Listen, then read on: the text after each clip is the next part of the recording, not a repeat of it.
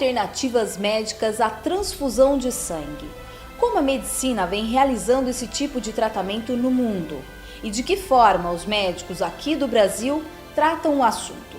Quais os benefícios para os pacientes que submetem a uma cirurgia sem o uso do sangue? A UFMS promoveu uma palestra para mostrar que existem técnicas que são utilizadas em procedimentos cirúrgicos sem transfusão de sangue. Alguns trabalhos médicos vêm mostrando que o sangue está mais relacionado com risco do que com benefício.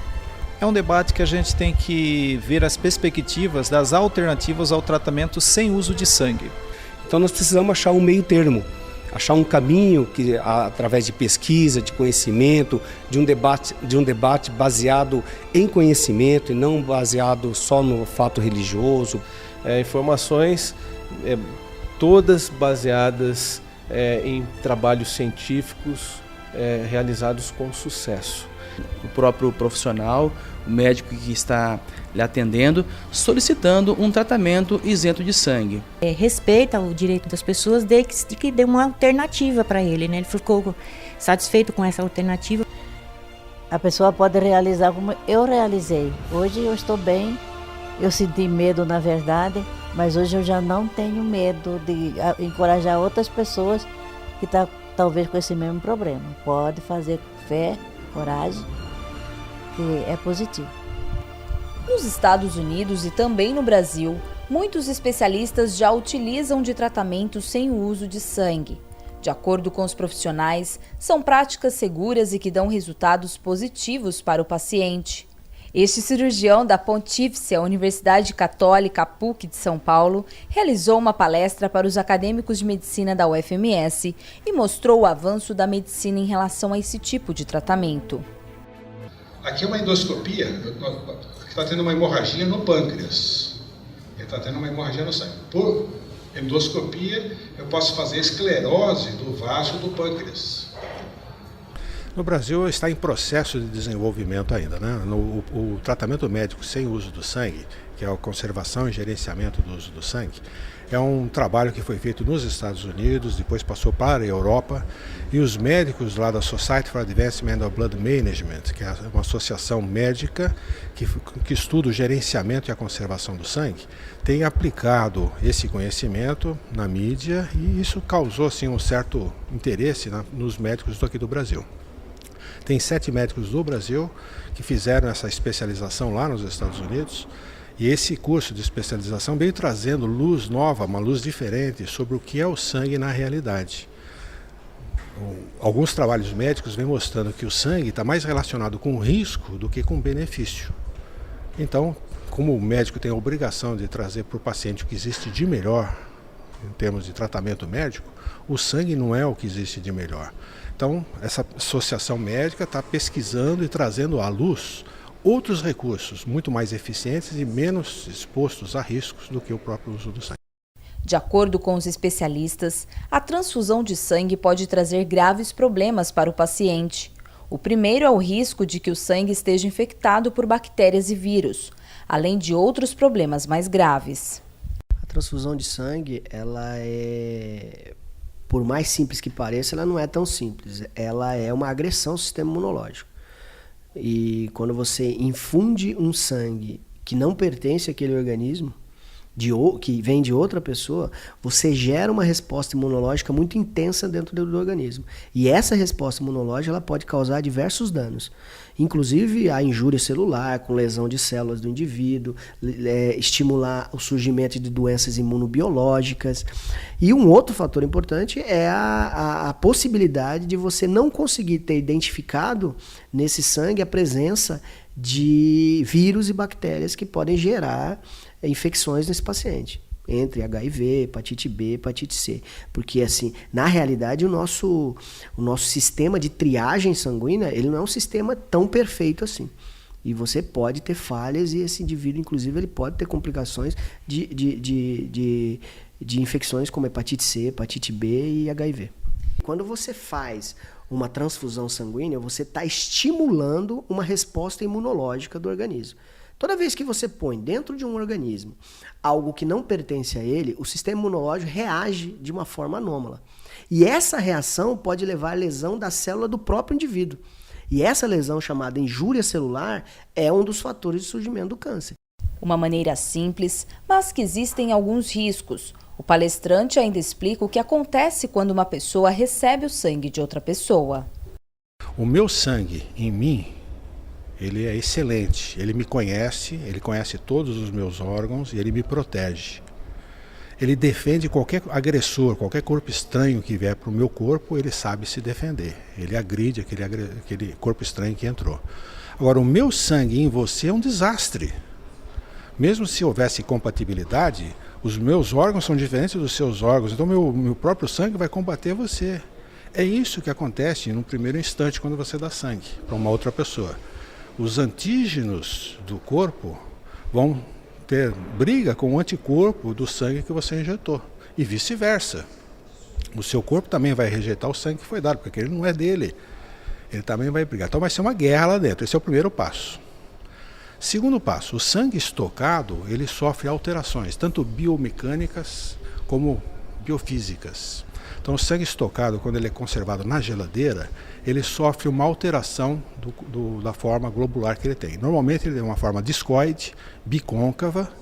Esse glóbulo vermelho, quando colocado na geladeira, ele se transforma numa forma globosa, como uma mamona cheia de espículas. O sangue, para passar no capilar, ele tem que se retorcer. O capilar tem o tamanho de aproximadamente 2,5 microns. E o glóbulo vermelho tem 7 microns. Ele é 2 vezes, 3 vezes maior, aproximadamente.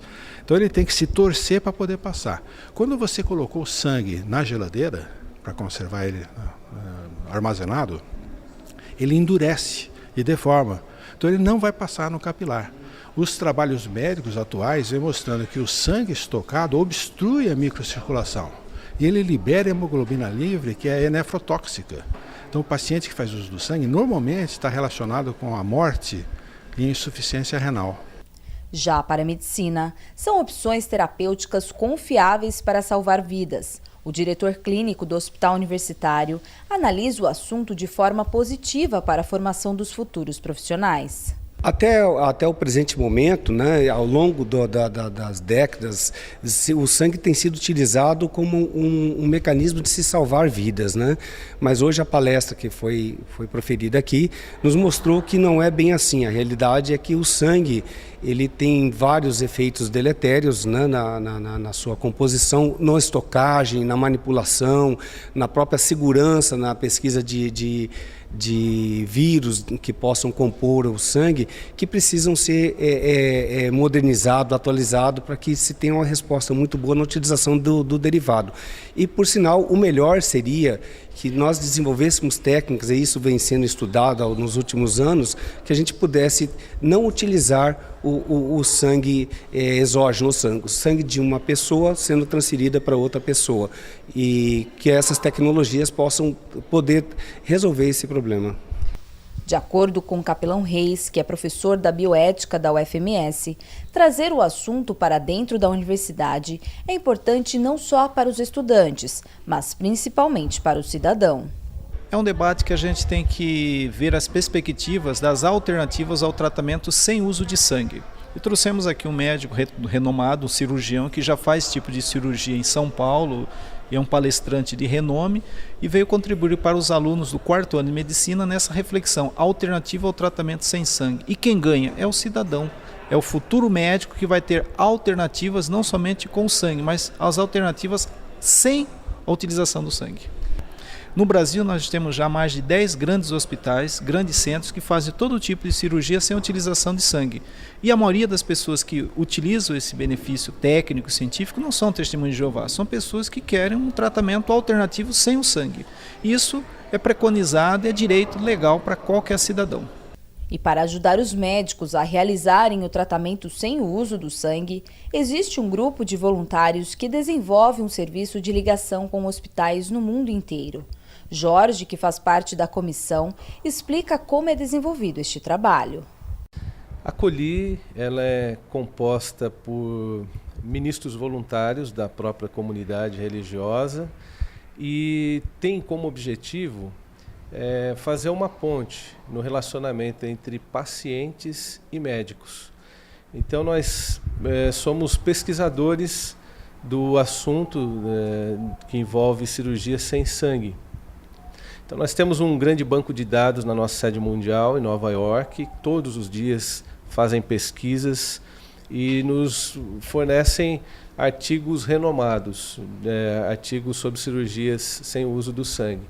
E nossa sede aqui no Brasil fica em São Paulo, e quando surge alguma dificuldade entre o paciente e o médico no que diz respeito à cirurgia sem sangue, o papel da COLI é facilitar então o acesso do médico a essas informações. Então, eu costumo dizer que para os médicos a COLI é uma grande ferramenta, porque hoje o tempo é tão precioso e nós facilitamos essa pesquisa, nós contribuímos para os médicos no que diz respeito a eles terem acesso a essas informações, informações todas baseadas em trabalhos científicos. James, também voluntário da COLI, analisa o assunto de forma positiva em relação à escolha do paciente.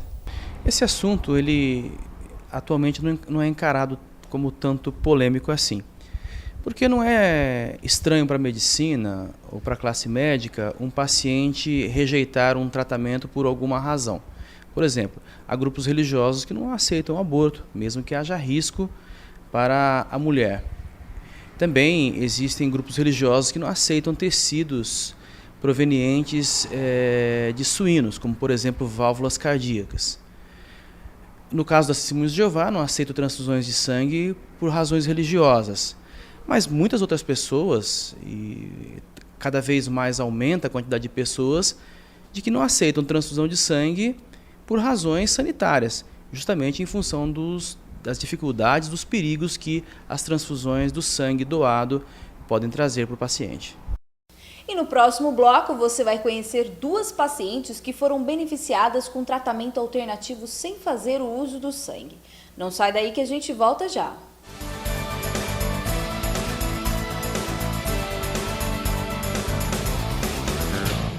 Você vai conhecer agora a história de Dona Deolinda, a primeira paciente aqui em Campo Grande a realizar uma neurocirurgia com um aparelho italiano que existe há 25 anos e é usado em intervenções cirúrgicas sem transfusão de sangue.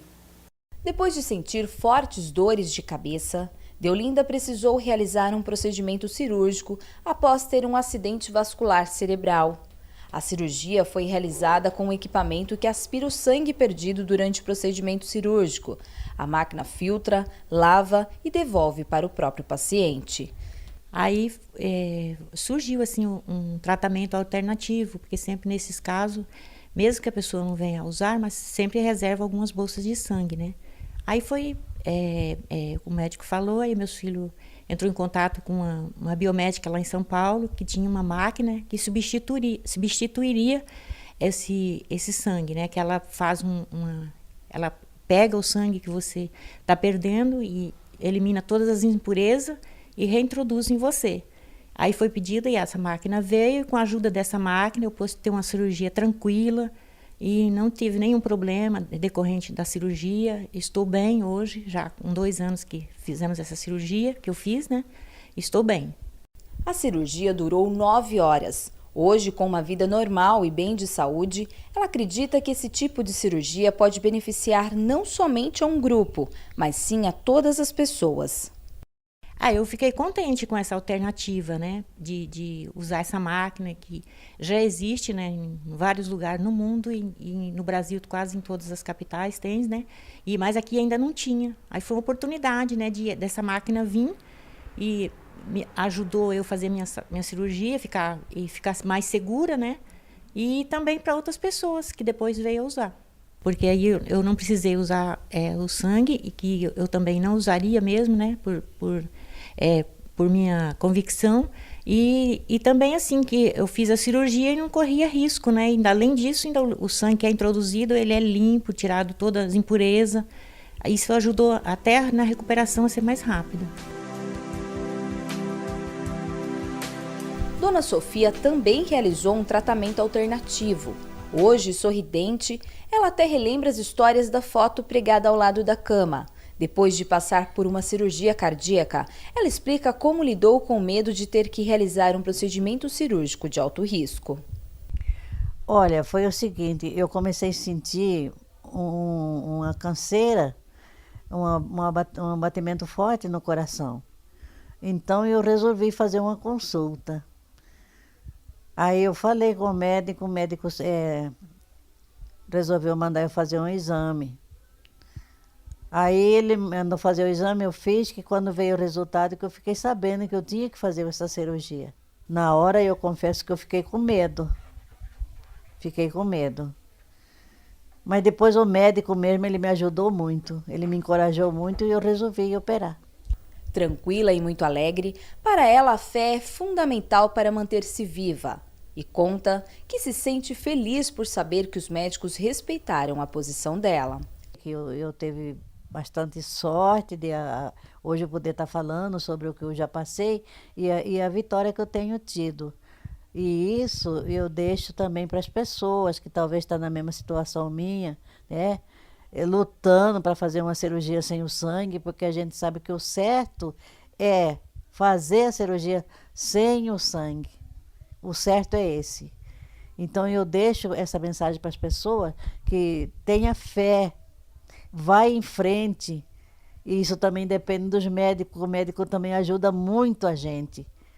Se o médico tá querendo te ajudar, vai em frente, porque ele é uma fonte de encorajamento para nós, influi muito na doença. O médico é uma fonte de encorajamento. Que o médico que me operou foi um médico que até hoje eu admiro muito, me ajudou muito. Já para os médicos, lidar com pacientes que não aceitam o sangue como tratamento não é problema algum, mas sim uma forma de ampliar ainda mais o conhecimento.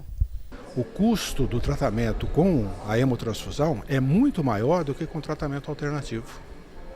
Então é viável em qualquer lugar do Brasil. Não precisa ser centro grande como aqui em Campo Grande. O que precisa é só conscientização de que existe e vamos aplicar. Na minha opinião, que a Universidade Federal está saindo na frente. Essa é a minha opinião. Não é a primeira vez que nós participamos em palestras para a turma de medicina na Universidade Federal. Muito bom, eu acho, os alunos, os acadêmicos, já terem esse contato na universidade com as opções terapêuticas das transfusões de sangue. Eles saberem que existe tanto recursos, como técnicas, como equipamentos. A medicina avançou.